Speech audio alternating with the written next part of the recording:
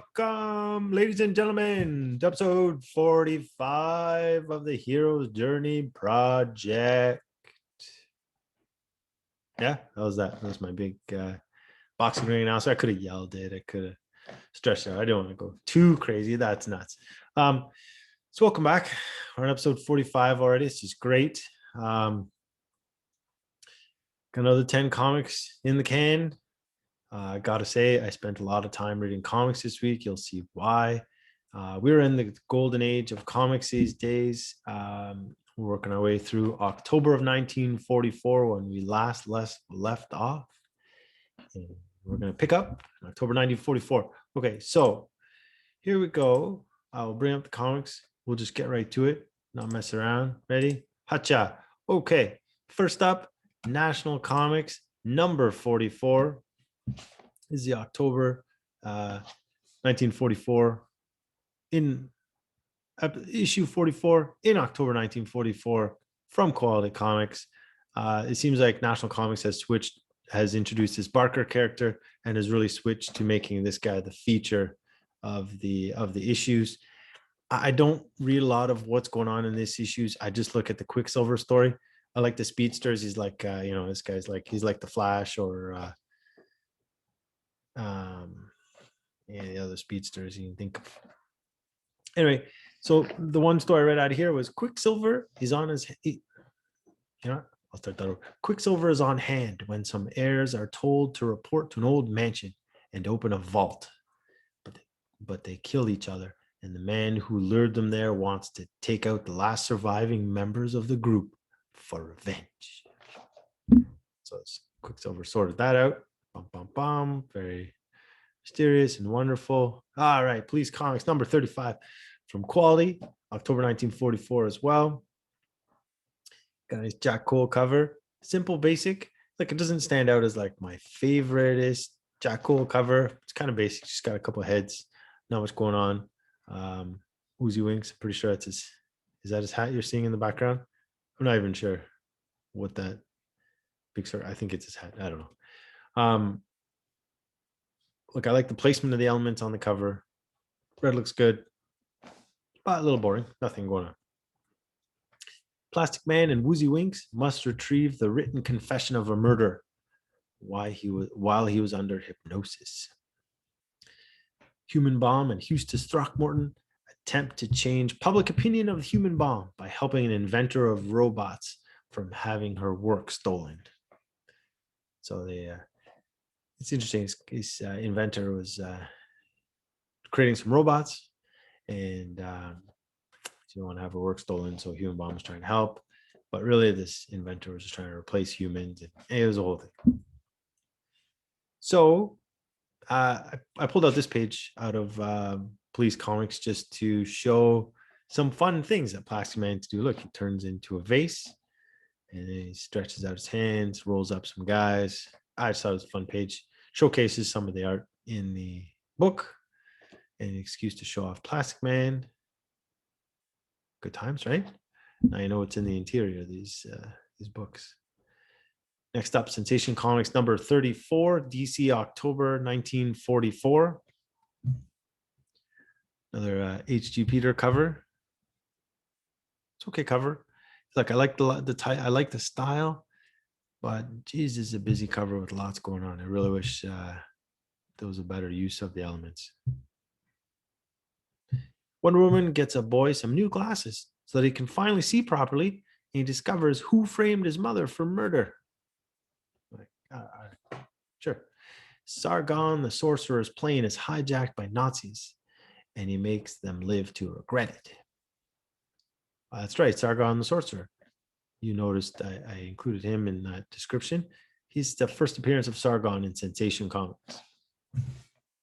Mr. Terrific intercepts a message from thugs intended for a federal witness that is meant to intimidate him into perjuring himself. So I got to show this. This is awesome.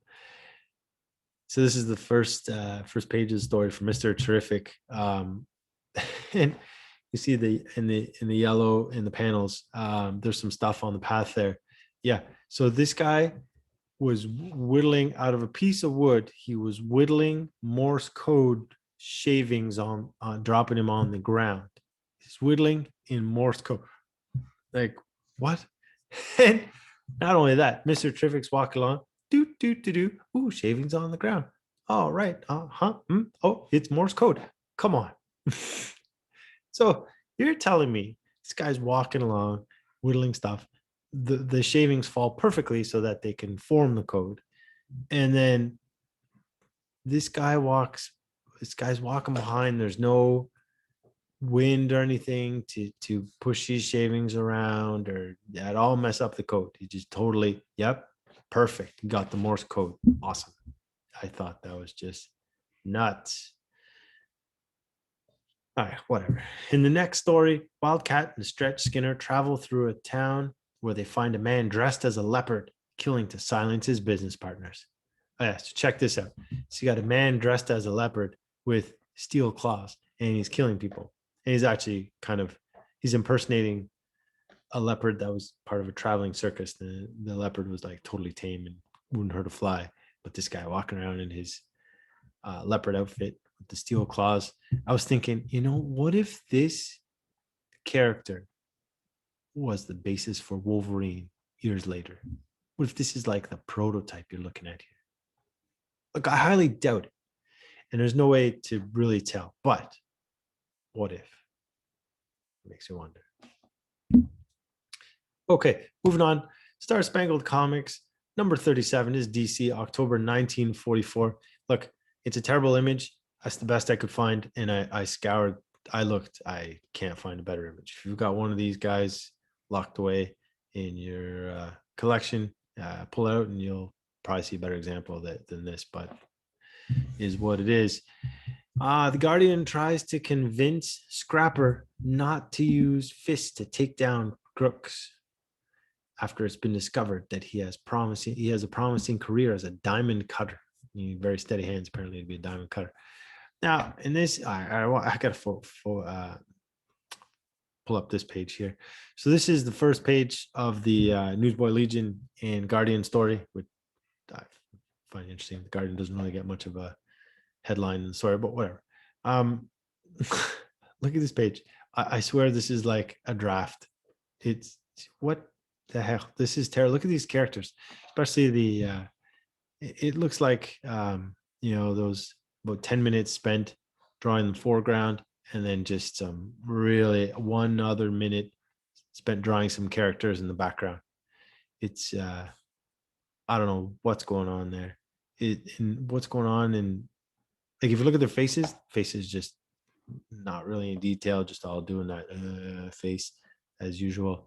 The Guardian's hand in front of his midsection is lost. I mean, that probably whoever's doing the coloring did a terrible job. I don't know. Look, this page just screams rushed in and didn't get finished, but whatever. In the next story, Robot Man and Robbie the Robot Dog pursue Frankie the Fisherman, who's a great guy. If only he weren't a thief.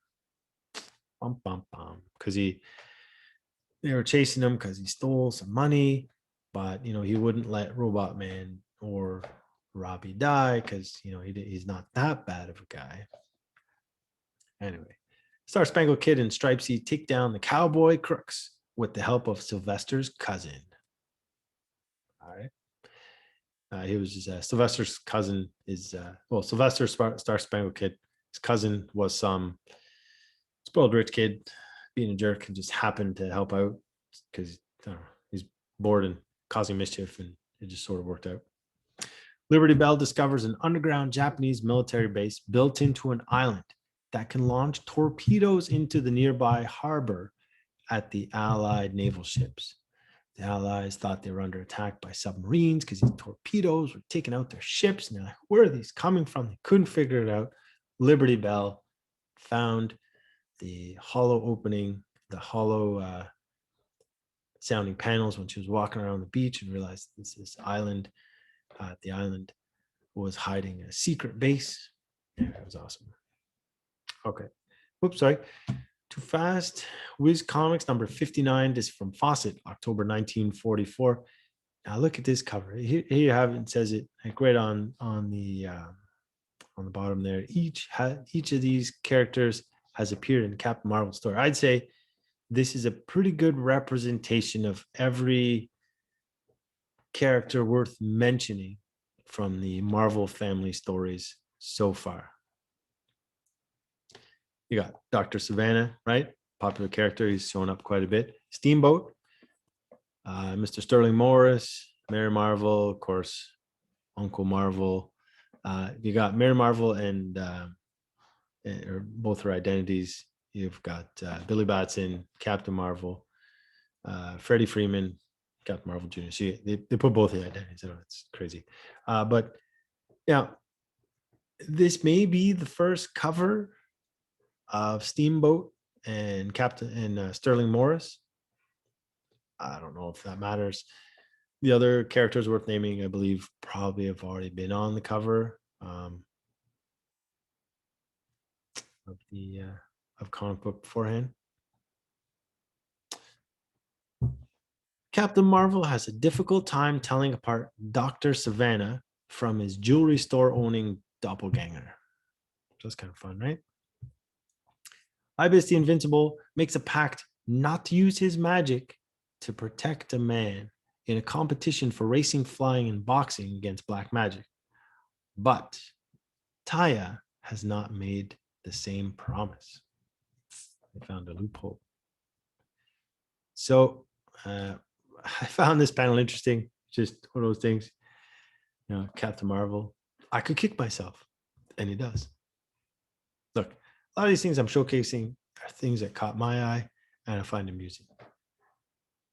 And it gives me an excuse to show the interior art, so you can see what's beyond the cover. That's awesome. I thought this was great too. Also from the Captain Marvel story, we've got Savannah. He's got his throne there. You can see that in about 3 panels. His throne shows rightful ruler of the universe. Like, how is that for like a, you know, vision board type thing? You know, you really believe in your mission and what you're trying to do. I think that's great. I thought it was really inspirational. Like, yeah, this guy believes in what he's doing. He's got his throne all ready to go for when he takes over the world. That's fantastic. And then look, I showed this panel from Golden Arrow. I don't read Golden Arrow stories. This guy does not fit my criteria of what I want a superhero. Nothing against him, but this panel still happened to catch my eye when I was flipping through. Look at that. It says epidemic right in the right on that right on that germ bug looking thing. I think that's awesome, right? When you know I'm right. When we're recording these kind of shows and during the pandemic, right? So we got epidemic. It just made me think of the world we're living in right now, right? I know epidemic and pandemic are not the same thing. I want to call them cousins, maybe similar. Wow Comics number 30 is the from Fawcett, October 1944. I like the last cover where she was riding on the lightning. This one, she's walking on some books. All right, why not? I mean, it's okay. It's okay. Now, this is the first 36-page issue, and that's down from 44 pages. Mary Marvel chases the sneaky thief, Professor Vanish, to Mirrorland, which looks a lot like the world in Alice in Wonderland. It looks a lot like the world in Alice in Wonderland because a lot of those characters are there. You got Mad Hatter. You got the, well, they didn't say the Queen of Hearts, but you got a queen, you got a king. You've got the White Rabbit. You've Humpty Dumpty is there. You've also got Tweedledee and Tweedledum. Now, these are clearly not the Batman villains that have been already introduced into the Batman universe. So part of the Rogues Gallery, those guys, not the same guys. But this might be, after some very basic research, this seems to be the very first comic appearance of Tweedledee and Tweedledum. I'm putting it out there as the possible first appearance of Tweedledee and Tweedledum, the public domain characters, not the rogues from Batman, making that as clear as I can. If that is the case, this is the very first panel that they appear in a comic book ever. Those two ding dongs up on the left-hand side of this panel. Right? You got Humpty Dumpty there, some flowers with faces, also cloud with face, because sure. Sounds like a fun world to live in. Yeah, Tweedledee and Tweedledum. There you go. That could be the very first comic appearance in October 1944 in a Mary Marvel comic. No one's going to care. Still a fun fact. I thought this was great. I see this expression come up quite a bit. It's, someone says, I'll brain you. And I get it. Someone's going to get smacked in the head with something hard and they brained. I always thought that was a more recent, more modern phrase. Didn't realize it went all the way back to the golden age and who knows how far back beyond that. Well, with that, that is the end of October 1944. Now we move on to November of 1944 with Action Comics, the series that started this whole project. Action Comics number 78 up here. That's DC, November 1944. Got an interesting cover. Superman being attacked by a giant knife and fork. Doesn't matter how big your utensils are. You cannot beat Superman with a knife and fork. Spoon, maybe. Not knife and fork. Superman steps in to stop some racketeers from putting a poor sandwich shop out of business. Sandwich shop owner is a very benevolent guy, helping out all sorts of artists in the area. But Superman wanted to see him carry on his good work. Now, how about this for fun? So Clark Kent goes to order a sandwich, and on the right hand side on the panel, you can see, for poor friends, I put on cuff. Other friends, I charge 20 cents for a sandwich. You being stranger, 25 cents. I still think it's a great price. It's a really, really good deal to get a sandwich, 25 cents. I'm trying to compare the value of things in that era. So comic books, 10 cents. Sandwich, 25 cents. Is that about now? Like, is a comic book or is a sandwich about 2.5 times the price of a new comic book these days? I don't think so. There's a lot more pages in these comic books too. So I feel like that's an overpriced sandwich. You really got to be a friend of this guy to get a good price on a sandwich. Either that or the comics are underpriced. Either you take you get choice. Anyway, I also love this. I love this guy's accent or the way they've written it in. Too many customers in hurry to drive me to crazy house. I not want to get rich, just have wish to make modest living with few select customers. This is how I imagine the guy's accent. And I love it. It's awesome. All right, next up, All Flash 17 Winter 1944 from DC. I mean, I know it says it's an all-American publication. That's DC. But now, normally All Flash was full feature novelette in 4 parts. That's how they were writing. But this time around, you get 4 different stories. So there you go. So in the first story, the Flash is one step ahead of a mobster making wishes on a magic idol that come true in a way. Next up, the Flash has to sort out a mess after Naughty accidentally wins a mechanical elephant at an auction that ends up being controlled by Winky and Blinky. Good times. And in case you wanted to know, this is what the inside of a mechanical elephant looks like. These are really the best looks that we got at it. Seemed like kind of fun. I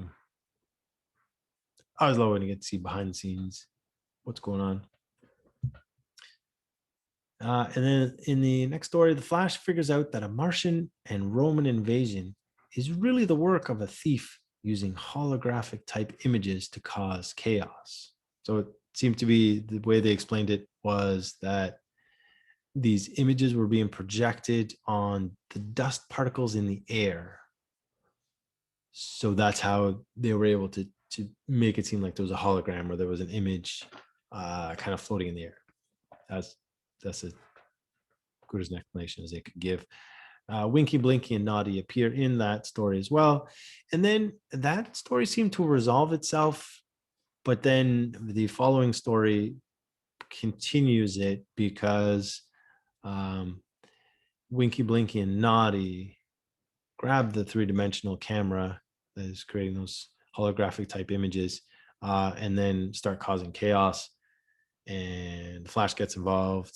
There was a mix-up, and the police thought Flash was actually helping the bad guys, but the bad guys were just in the image. So anyway, okay, let's look at this thing. This is the big All-American comic book, 25 cents. This thing is from DC, 1944. Look, I saw a couple of conflicting stories. It's either November, December. Either way, it doesn't matter. It's a one-shot comic. So there's no actual number, but it was just there was only one published. It's 128 pages, all in full color. So, good times. This thing is massive. This took me a long time to get through because there's a lot of characters in there that I wanted to read about, or that I am reading about. So I'm reading through. You might see, like, there's a lot of really everyone that shows up on the cover is in the book, except Sargon the Sorcerer.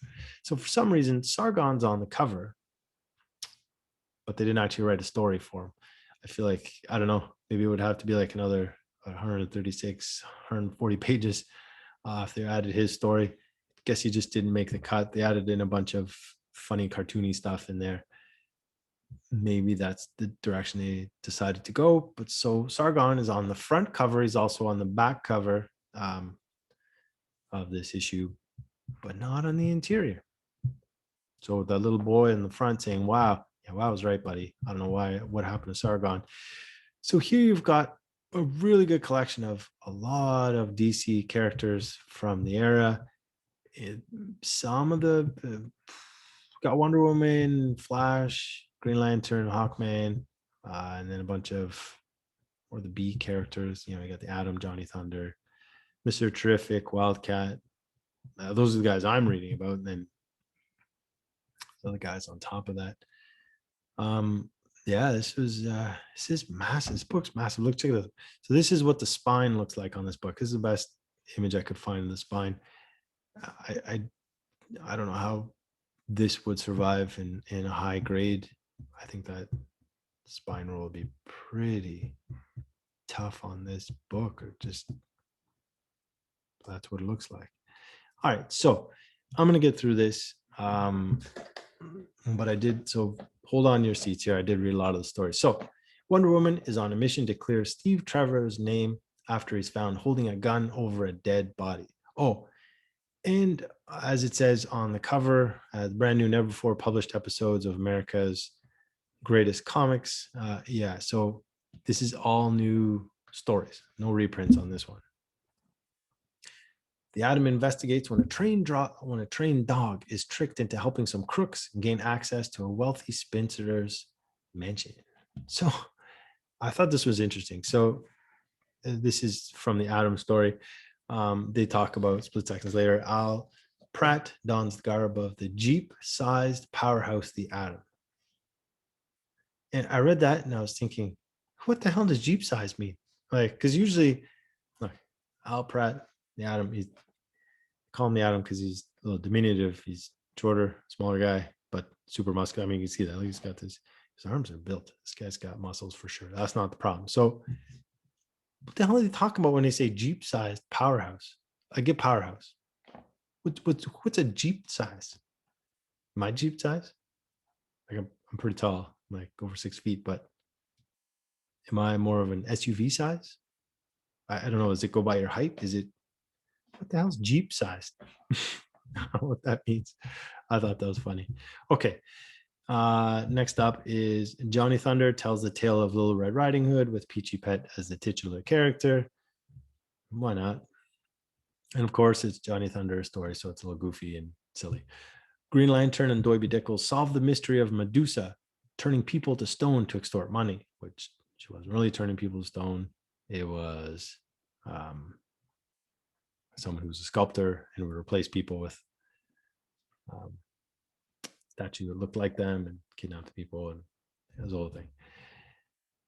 Mr. Terrific stops a gang of thieves that use model ships with little guns to pull off their daring robberies. Now, this sounds like an interesting story.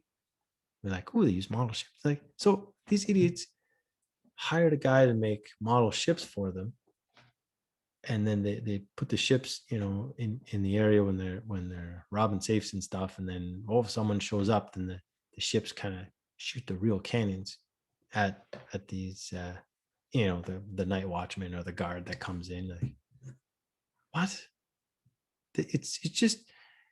It sounds interesting till you think about it and you realize that's a serious amount of work, and that's a lot of effort to carry around a model ship when, just use a gun. I mean, it's not rocket science. None of the other guys, none of the other stories were trying to reinvent the wheel. They just thought, well, I'll just use my gun. My watchman shows up, I shoot him. Use my gun.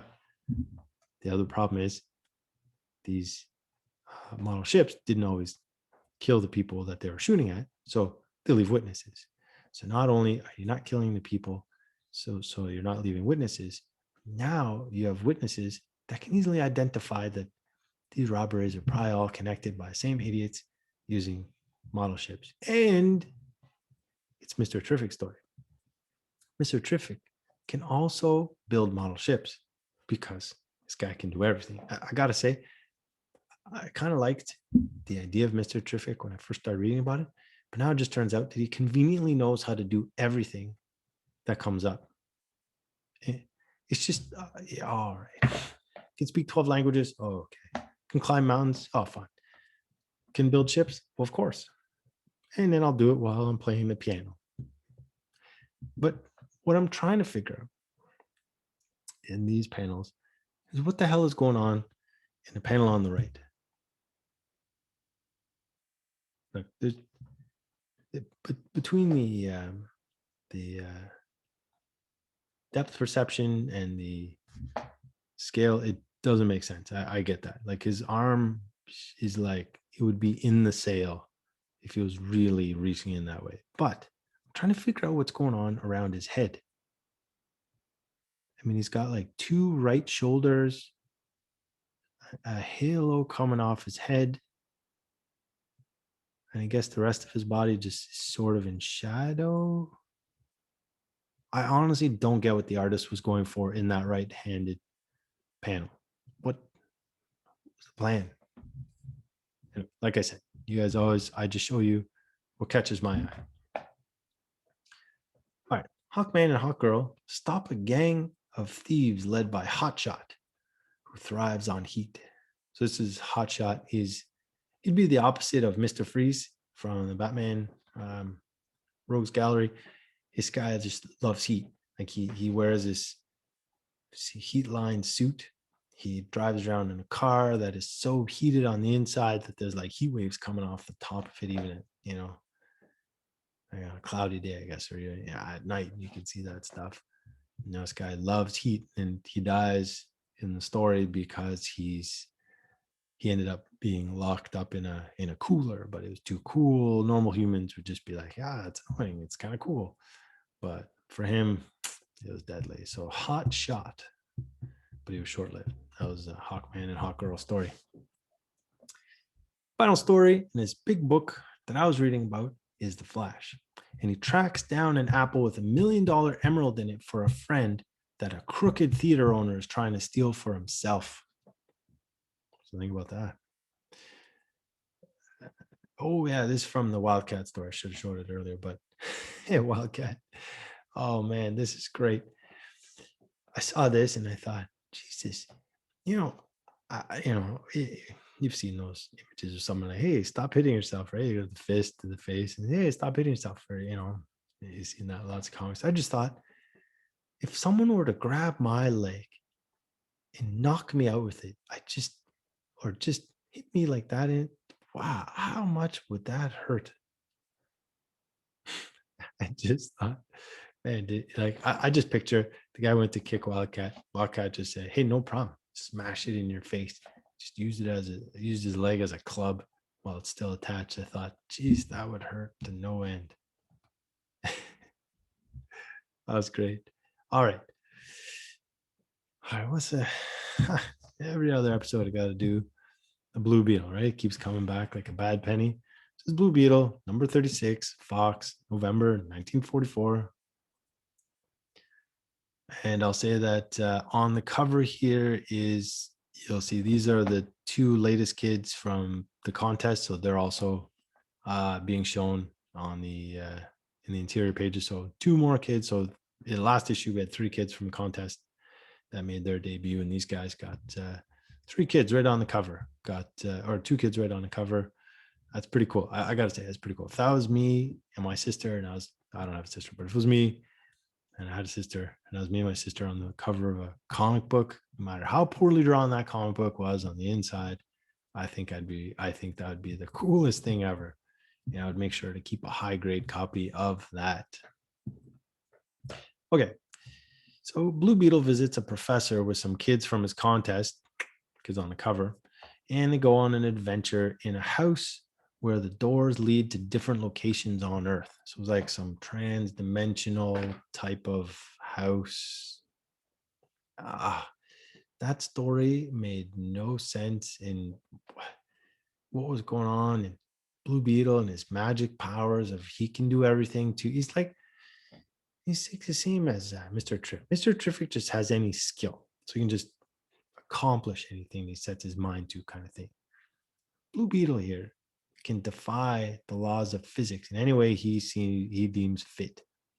It's great. All right, so next up, Blue Beetle's body is taken over by an invader from Saturn. Now, this is chapter 3 of the Threat from Saturn arc. Who knows how long this thing will go on for, but it will continue into the next issue based on how it ended with Blue Beetle falling down an elevator shaft. Last up, Blue Beetle figures out that a ventriloquist framed a man to steal a diamond. Now, this diamond was supposedly cursed and threatened people, but some guy showed up and decided that, or he claimed that he was a protector from a cult that were supposed to take care of this stupid diamond, so they killed to keep it. Whatever. Sure, why not? Now, this is cool. So I know I beat up on Blue Beetle comics a lot, but I do try to see some positive in it. This is, I know we saw some of these before. The glow in the dark ties, man, we saw before they were showing, they were advertising some that had the V all over them, I guess V for victory, right? Now this one says, "Will you kiss me in the dark, baby?" I mean, can you imagine wearing that to work? I mean, I'd love to have one, just to say I have one, honestly. But I mean, where would you wear this? You wear it to work? Do you wear it to when you're at home? When you're, I mean, because I don't know, these guys wear ties around the house. Was that casual wear back in the day, in the 40s? Maybe it was. I wasn't around. Someone tells me, great. But I know that this had to do with the blackouts that they would have for the air raid drills, blackouts that they would have all the time. So glow in the dark was kind of a fun thing to kind of take your mind off it. So I see the novelty in it. I think it's fantastic. I just I do feel badly. These guys are living in a time where you have to find some humor in the fact that there could be an air raid at any time, and that is a real threat. I'm sitting here kind of sort of locked down, can't go anywhere, can't do anything, but no one's gonna bomb me. I mean, maybe I'm getting a little stir crazy from being inside the house, sure, but it's not like there's any real threat to my life. In fact, the more I stay home, the less there is a threat to my life. I guess that's the best way to put it. Anyway, so this last panel I'm going to show, last page before we get to the pricing and the sum up of the whole thing. Good God, I swear to God, the kids that won the contest must have drawn this comic book. They must have been like, all right, kids, you won the contest. Not only can you be in the comic book, you get to draw it. this is just a mess all over the place. Blue Beetle just so out of whack, and all these, some of these panels, geez, no, his face is just a mess. Look, drew my eye the most, the worst, the thing that hurt the most to look at. The top right panel, where you have Joan Mason. I don't know, is she holding the kid's hand? I want to say she's holding the little girl's hand. It looks like she's shaking her hand. But is she putting her hand? Because I don't know, the little girl doesn't have another hand. So I don't know what's going on. But just good God, it's like, how off is the perspective just on that one panel? Like, you couldn't figure that out. I mean, come on. You got the little girl standing in front of a table that's up to her shoulders. I mean, how small is this girl? Is not that small compared to the adults in the room. And Joan Mason, like, she must be like, or the kid, I don't know where to go with this. But Joan Mason is either standing really close to the fourth wall, I guess, or the kid is standing on something, or that table is really like a high shelf. But I mean, you got a table lamp on there. It's at Blue Beetle's waist. So you pick a perspective. You can't all be right. Good God. Oh, and I just noticed in that left panel, that doorknob is like ridiculously huge. It's like be able to palm a basketball, just open that door. Okay, whatever. All right, moving on. I'm done being up on Blue Beetle till he shows up again. Okay, so to sum up, here are the 10 issues that we were looking at this week. These are all the covers. And now the trick is to figure out which one of these will be the book of the week. What I find interesting, and I think it's been a long time since I've had one, is there are no timely issues here. You got Fawcett, you got Fox, you got DC. All those guys have issues. Of course, there's at least 2 Marvel family books in there, because of course there is. I can't imagine doing an episode without a Marvel family book. It just, there's 4 of them, and they're so spread out that they're all, this is going to show up at least once, I think, unless it's some kind of anomaly. Anyways, what do you got? Do you think Wild Comics there, number 30's got the possible very first appearance of Tweedledee and Tweedledum ever? Is that a key? I doubt it. Is it a sleeper? Probably not for that reason.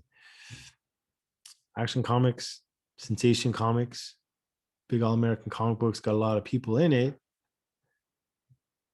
Oh yeah. And Blue Beetle, do you think that'll be the dark horse here?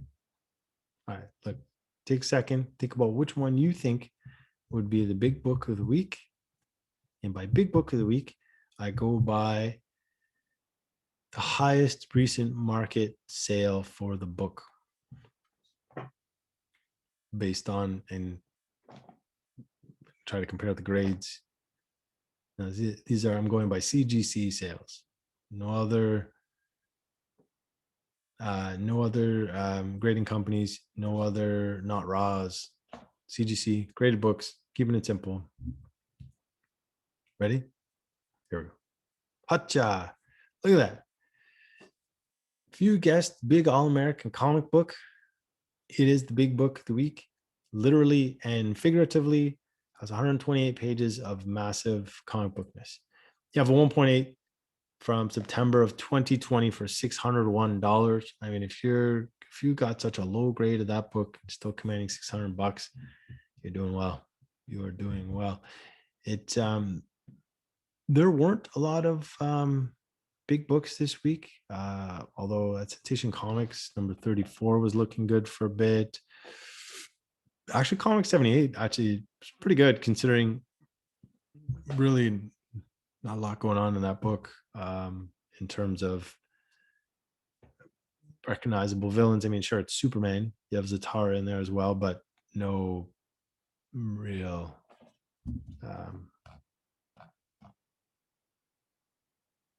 yeah.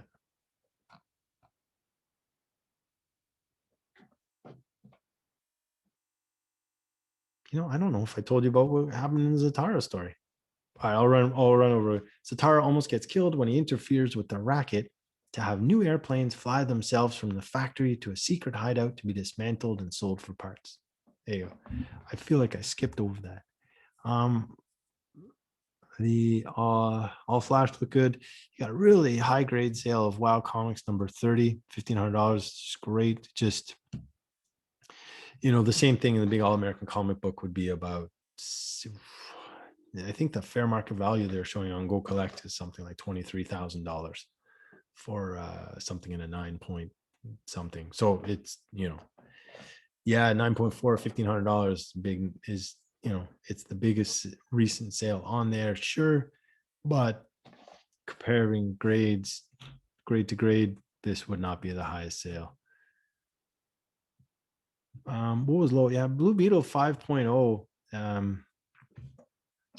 for $94 just about 2 years ago is seems kind of on the low side, even if I hate Blue Beetle in terms of I hate what the artists have done with them and the publishers have let slip by and the editors just falling asleep at the wheel.